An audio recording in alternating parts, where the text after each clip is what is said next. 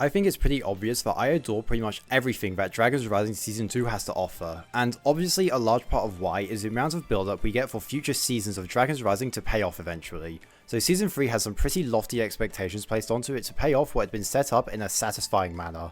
One of the central plotlines of Season 2, and even the main focus of the story, is Raz gradually completing his master's plan, and a part of said plan is to free the Forbidden Five to compete in the Tournament of Sources, so that Raz could use the acquired powers to make dragon icons and harness the power of all 7 source dragons in service of reversing the merge. Throughout the season, we get more and more emphasis placed on how powerful the Forbidden Five supposedly are, with Egot making a point of saying the world still exists, so Raz must have failed in liberating them.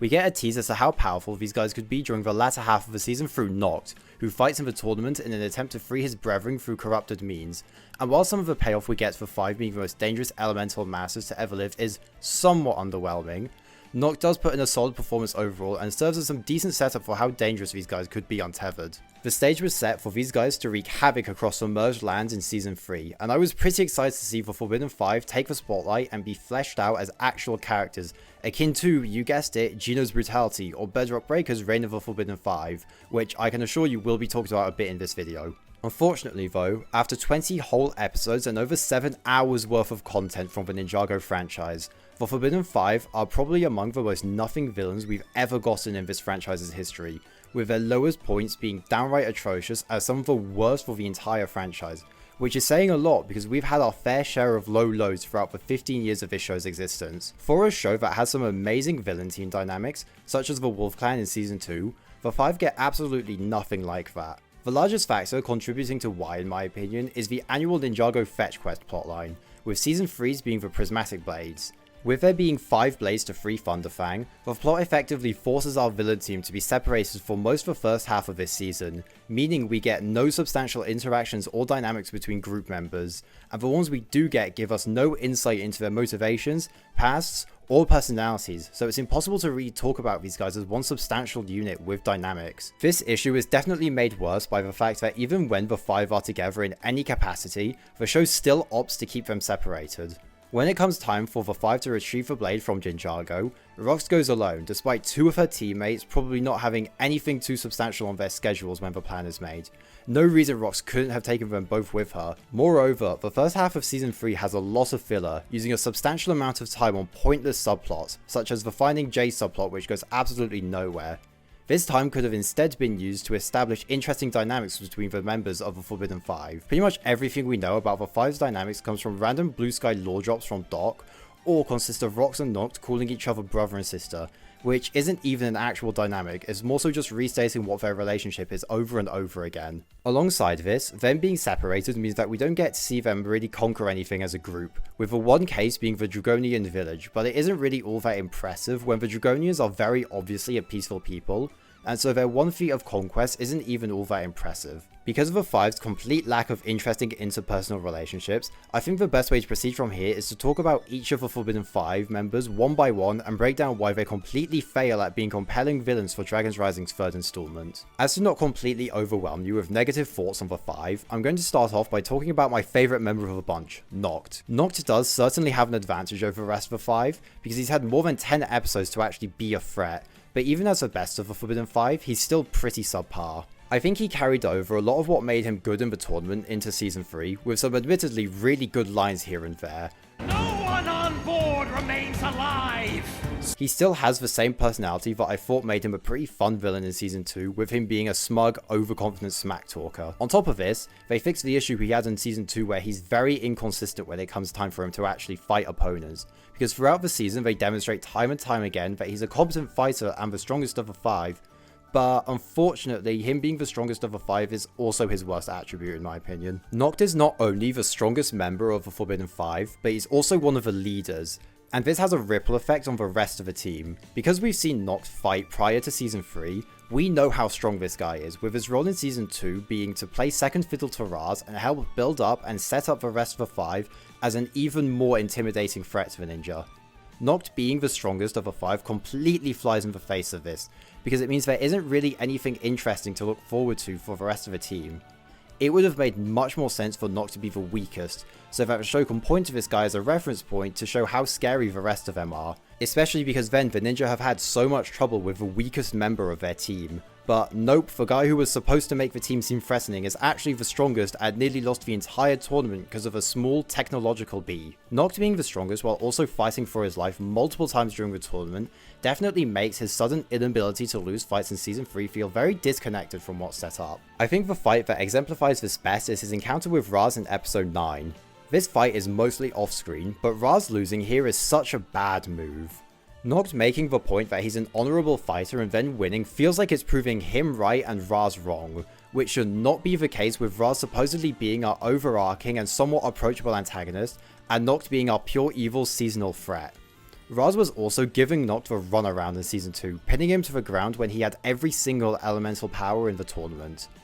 Raz getting the victory here would also show just how much things have changed in the world since Noct's banishment. Prior, he could ransack an entire tribe with such ease that not even a seasoned elemental master had a fighting chance against him, and now one of the tribesmen from 1,000 years later has become so strong as a direct result of Noct's actions to the point where he's being tossed around. Noct being the strongest is such an ass pull because it's just not what they set him up to be at all. Another case of Season 2 setup aging really weirdly in regards to the Forbidden Five is Cinder. This guy was mostly used as a device to set up how threatening the Five were going to be, and if this random dude can cause this much damage with barely any shatter spin training, imagine how powerful its creators are. And yet compared to Noct and the rest of the Five, he's just so much cooler, with some much more creative power usages which lends really well to shatter spin, whereas every single one of the Five except for Dris just stands still to charge up their shatter spin, just for the ninja to immediately counter it with Rising Dragon technique. While on the topic of elements, let's talk about Noct. Noct is the elemental master of brute force, an element we spent months theorizing about because he completely refrained from using it in the tournament, and unfortunately they just never expand on why. A really interesting way to go about this would have been to give him a plot point about detesting his own element, but the show does nothing of the sort, instead opting to make brute force a generic red power blast that does exactly the same thing as shatter spin. Why is this, you may be asking? Beats me, quite frankly.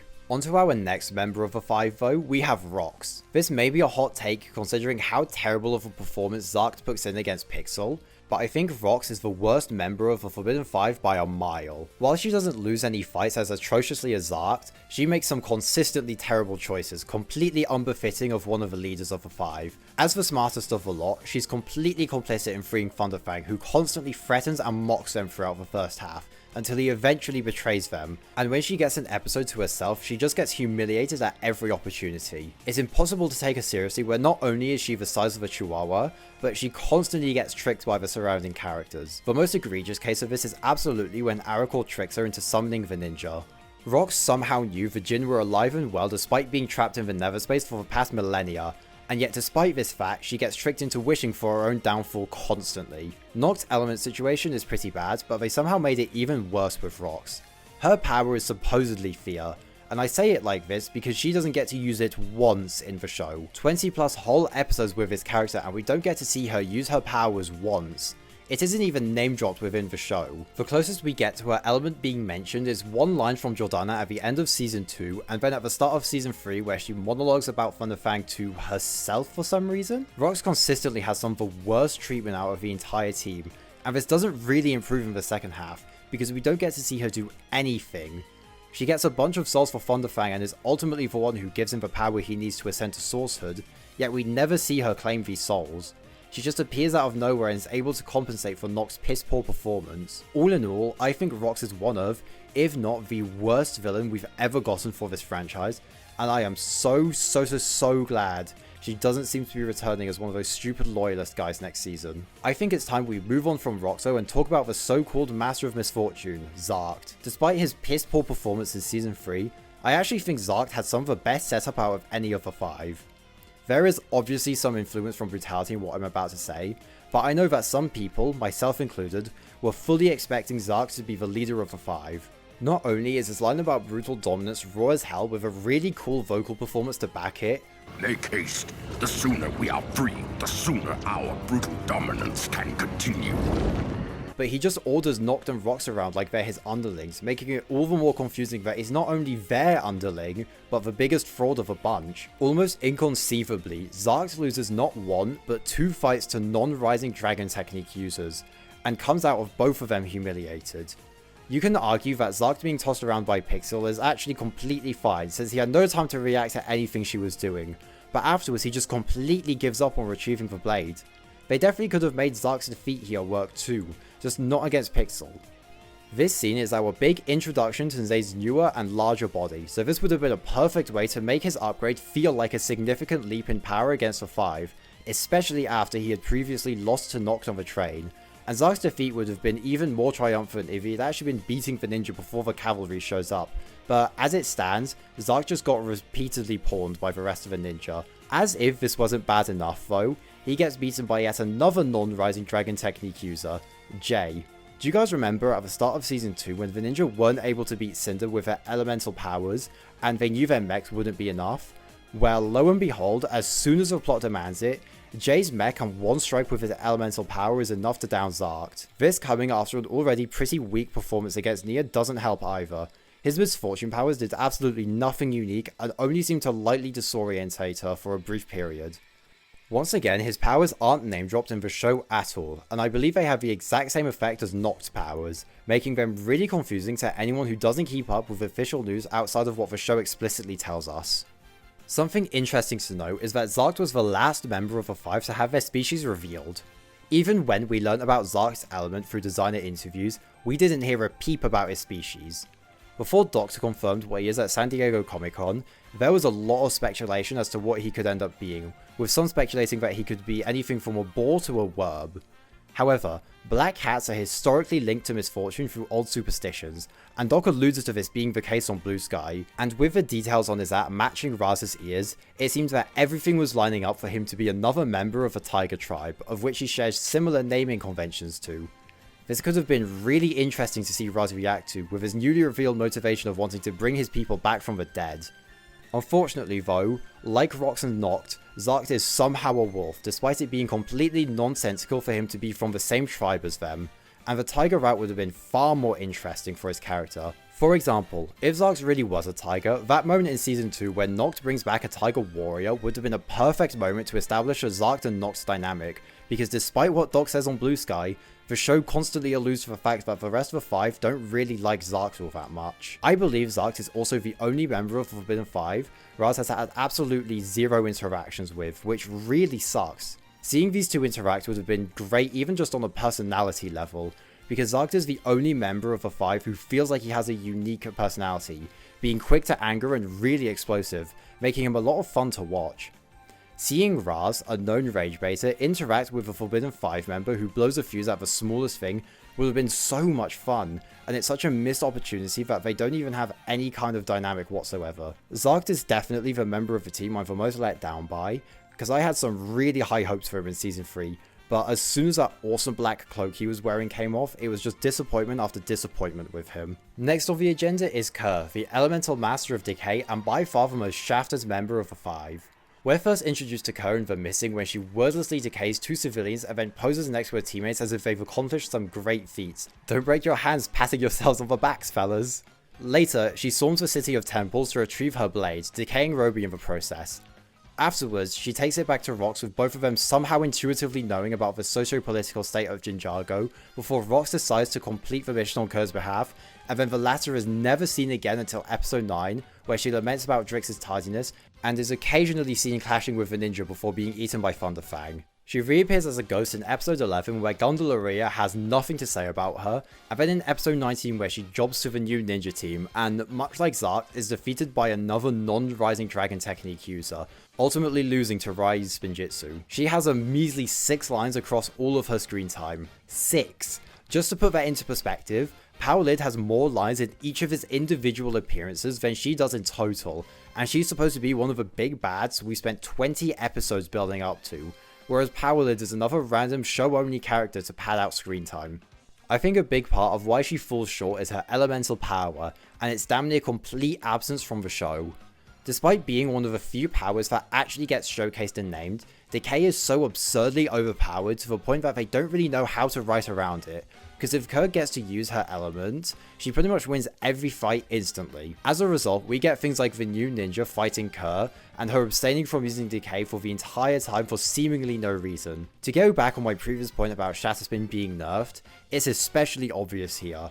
Ryu's head, Rack's Quake, and normal Spinjitzu are all enough to stand up to a member of the Forbidden Five and defeat her entirely.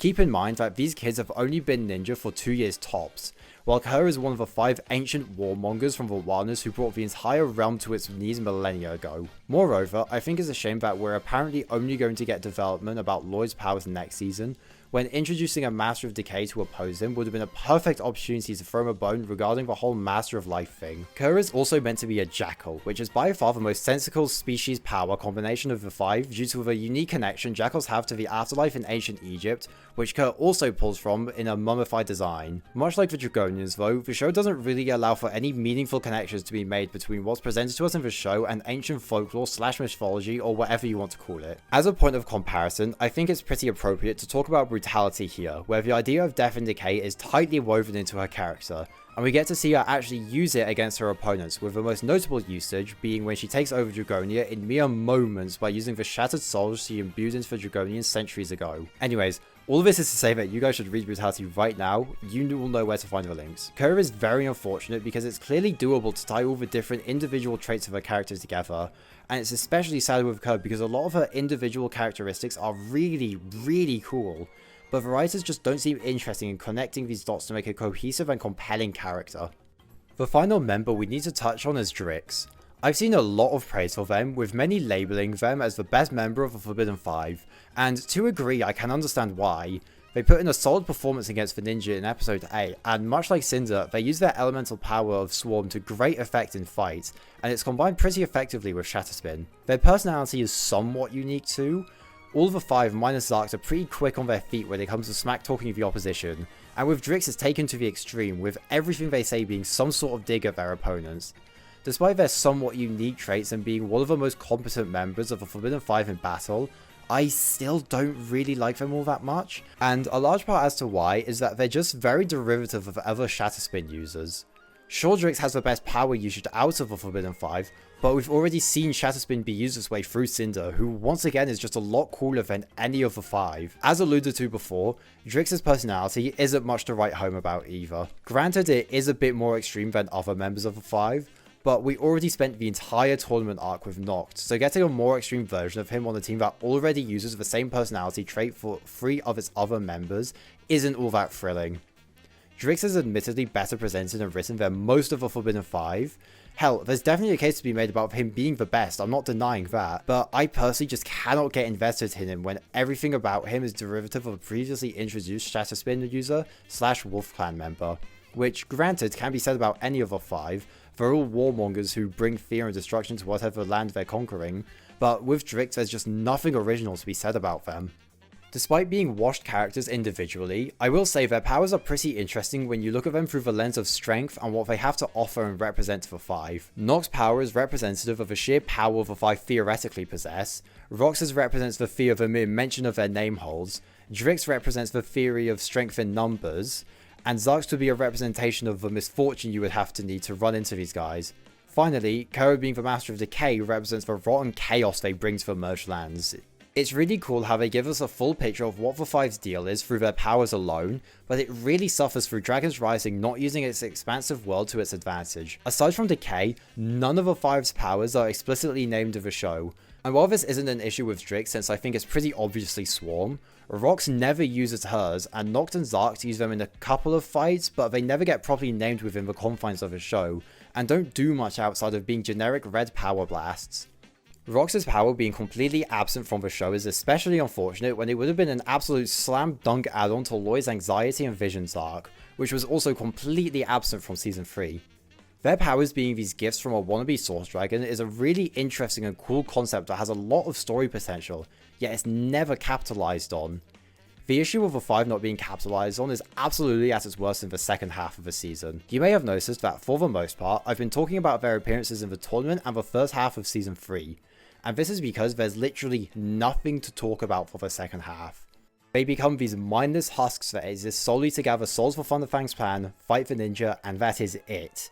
In theory, it's a cool concept to have them still attacking the merged lands as ghosts, harkening back to the idea that not even death is powerful enough to hold them, but it feels utterly pointless when they're empty servants of Thunderfang who just float around and steal souls. The antagonist we've been building up for 30 episodes at this point being reduced to this feels really insulting, and I can't imagine a more blatant admission from the writers that they just don't care about these guys and had no plan for them in the long term. I think it's pretty clear that I really don't like the Forbidden Five, and for the most part I find them to be boring, stale antagonists, and for the most part the Ninjago community seems to agree that these guys were wasted beyond belief.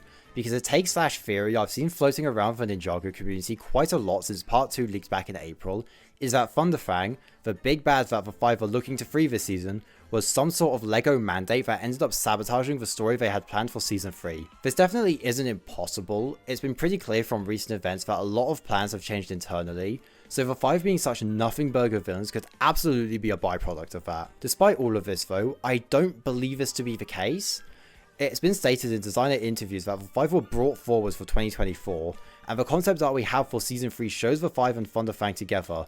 Both were originally conceptualized for season 3, but the 5 were brought into season 2 through a designer-writer collaboration, and clearly the designers must have known that the writers were building up the hype for them. So why would they dictate to overwrite that with a random dragon? Because of all of this, I highly doubt that Thunderfang somehow overwrote the story they had planned for the 5. Even if this was somehow the case, I highly doubt that anything in LEGO's mandate demanded the 5 become soulless husks with no shred of personality who contribute nothing of significance to the plot. And Thunderfang's existence in the show can work alongside the 5, but the show handled him and the 5 in the worst possible way, making both the Forbidden 5 and Thunderfang completely substanceless villains. It is completely normal for writers to have to work around the constraints they are given. One of my favourite stories of the year, Age of Imprisonment, is only as good as it is because the people making it stayed within the boundaries of the given story, and it led to some really creative writing. And I know for a fact that Ninjago has a lot of constraints to deal with, what with the set tie-ins, so Thunderfang was absolutely possible to pull off. With all of this in mind, I really do not think Thunderfang is to blame for the 5's failure as villains, but rather just the actual quality of their writing. Despite this, I've seen a lot of Ninjago fans just refuse to believe this, and I think I know why. Dragons Rising was released in a post-crystallized world, a season that's done nothing but divide the fanbase since its release, and I think that's something we can all agree on no matter where you stand on the season's quality. The fallout that came after that season was immense, and a large part as to why was that it just simply wasn't planned out or mapped out from the start. I think the writers definitely had to have taken note of this, because one of Dragons Rising's biggest selling points is that it was going back to a multi-season long storytelling format of the Oni trilogy, with a seemingly clear end goal in mind.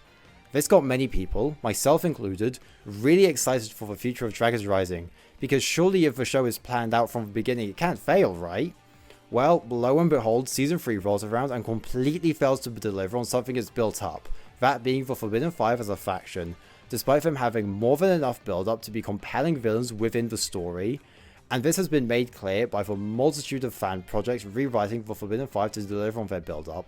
The point I'm trying to get across here is that Dragons Rising has objectively failed to deliver on a planned aspect of its story, and has absolutely proven that the show is far from infallible, despite what some fandom discourse would try and have you believe. While it's massively disappointing that we didn't see the story of the Forbidden 5 pan out in a compelling manner, I do think there are some interesting perspectives to draw from it. The most notable one being that the story having a plan doesn't inherently make it good, and I think it's a healthy wake-up call that Dragons Rising isn't immune to failing or even being criticised. The failures of the Forbidden 5 has certainly given me a lot of perspective on Dragons Rising, and going into season 4, I'm definitely still feeling pretty optimistic and excited about what they have to offer, but the show taking such a colossal L in its overarching story has definitely left me in a more cautiously optimistic state. That is, however, all I have to say on the Forbidden 5 as a faction. So that means it's time for the obligatory brutality shilling, baby! If you haven't read Brutality yet, I highly recommend you do so. The guy writing it, Gino, has helped me a ton with the scripting of this video, and I think his commentary on the show's themes and story are ever present in Brutality, so if you did enjoy what this video had to offer, please go and give Brutality a read. As usual, the link to the Discord is on screen and in the description. However, I've left a link to the Google Doc since I am aware that some of you don't have access to Discord. If some of you do though, do consider joining the Digiverse, which has a forum channel dedicated to Bedrock Breaker's Reign of the Forbidden 5, which is a fantastic animated series on YouTube dedicated to fleshing out these guys more. And much like Brutality, it has a lot of really interesting stuff to say on the show through its story, so please go give it a watch through the link in the description. Advertising for fan projects aside though, if you did enjoy this video, please do consider liking and subscribing. It would help me a ton and would really do a lot to support the channel. And I hope you have all enjoyed this video. So I will see you all in the next one. Bye for now. Alright, to everyone who's still here, do you want to hear my Metal Gear Rising rather than Noct impression? Well, if it isn't saucy Noct, just a little too late as usual. Lord Raz, impressive little toy you've got there. But your plan ends here. Ha ha ha ha! Idiots! When you feel tired, look at yourself. Inside your heart, you will find a special place.